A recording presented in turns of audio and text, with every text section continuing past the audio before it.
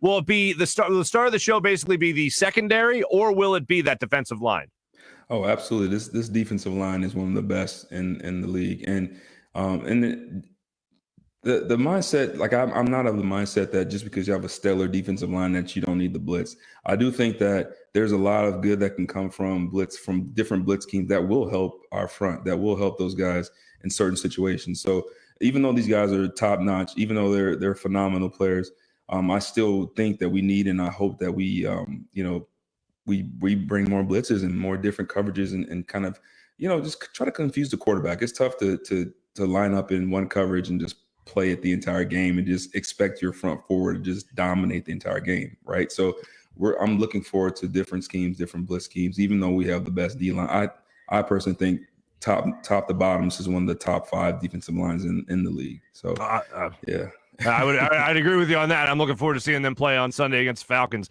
Now, we talked about Jonathan Gannon. I do want to swing it over to the offensive side of things, and the head coach of this football team, Nick Sirianni, came out in all his Phillies attire today. I don't know if you saw that, trying to support the team. At the time we taped this, the Phillies are down 3-1, so that's fun. Oh, no.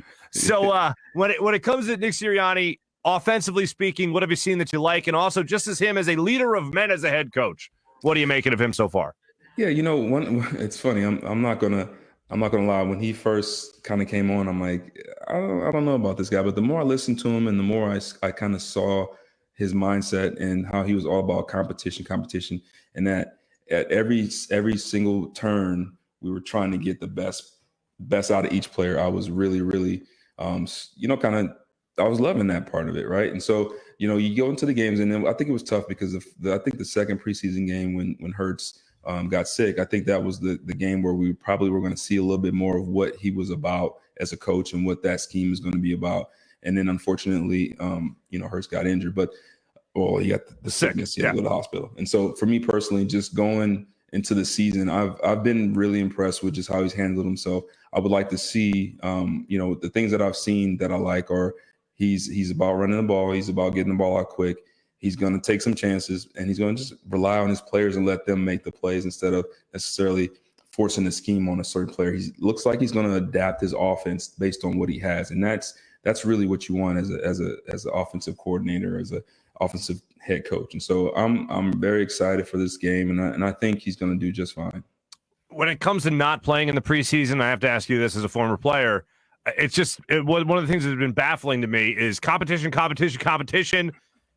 but not in a game. At practice, we'll practice competing. And that, to me, just doesn't make sense. Again, as a guy that peaked in 8th grade, Q, that just still doesn't make sense to me. Does it make sense to you? Yeah, that was one of the things that I did not like about the training camp. And I'm assuming that it more had to do with the inter-squad practices, which we didn't really do a whole lot of when I was a player. And so for me, the games are where you compete, and practice is where you learn. And so I was, it's just a different way to look at it. It's a different experience. It's a different way to go about things. And so, obviously time will tell when it comes to that. But I do think that the competition was good. I just wish that maybe, even though we only had 2.5, you call it 3 preseason games, but really it's more like 2.5. I do think that you can't just say that those don't matter and it's all about practice, right? It's still a game time situation, it's still a game-like situation, it's a dress rehearsal. So I still think there's a lot of importance on those games. And so I was a little bit disappointed in that, but time will tell if it, how we'll adjust to that in the future. Could you ever picture Andy Reid coming out in full Phillies attire? No. There was one year where T.O. was on the team and he made a bet. I forget what the bet was, but I think it was something, if we won the game or if we scored enough touchdowns, he was going to come out in the spandex that T.O. used to wear. And he made the bet. I remember Andy making that bet, but thank God he never paid up on it. I want to say that was the Super Bowl year. Yeah. Oh, yeah. I want to say that was Super. Was it 14? I think the record for touchdowns in a season was 14. Wow, I can't believe I remember this off the top of my head. And T.O. said, or he came out in the tights, and Reed said, "You can't wear tights. It's against league or team policy." And he's like, "If you scored 14 touchdowns, I'll wear the tights, though." Yeah. And then he got hurt against Dallas. Roy Williams, damn it. Anyway, all right, how are you feeling in general? You got Jalen Hurts now taking over as the lead quarterback, the number one guy, QB1, as they like to say nowadays. How do you like Jalen Hurts, and what are you expecting to him? What are you expecting him to do this year? Is how you say that. Yeah. So when I look at a quarterback, I look at a couple things, and the first thing to me is how are you under pressure? How poised you are when things aren't going great? How do you react to it? I look at how the players react to you. Can you lead them? Do they follow you? Do they surround you? Do they protect you? If you get knocked on your butt, are they going to, the linemen, are they going to turn around and fight for you and get the guy up off of you? So I look at those. And so from that standpoint, you can tell he's a guy that the team surrounds him, the team supports him, the team has his back, right? So that's number one. And then I look at him as a player. He's a phenomenal athlete. He's a very intelligent player. He can make all the throws. He can drop back and throw it. He can drop back and run. So in my eyes, he's like the perfect fit for what this team needs right now and what this city needs right now. Now, will he get the time to develop into what he can be? Is obviously that's what we're still kind of trying to figure out right now. But I think I'm putting all my chips in behind Jalen Hurts. I believe in him. I think that he's going to be a phenomenal quarterback for a long time in this league. I just think that he needs to make sure that he does not press too much and he does not try to do more than he should. Just let the game come to you. If coach tells you to hand the ball off 10, 20, 30 times a game, that's what we're going to do, right? And then we go from there. And so he's a young quarterback. He's got a lot to learn, but so far I've been happy with what I've seen from him. One of the things I'm looking forward to seeing is him continue to mature as a quarterback, as I think every Eagles fan is. But I can't help but think about the future. I know he can't think about the future, but I can't help think about the future, saying, man, if I'm in his shoes, how do you not think about? How do you distract yourself from the idea that you're not just competing against the team in front of you, you're not just competing against any other quarterback in the quarterback room right now with the Philadelphia Eagles, but you're competing against next year's free agency class. You're competing basically with anybody that could be playing quarterback next year for the Eagles, including 3 potential first-round picks. As an athlete, how do you stay focused on the task at hand?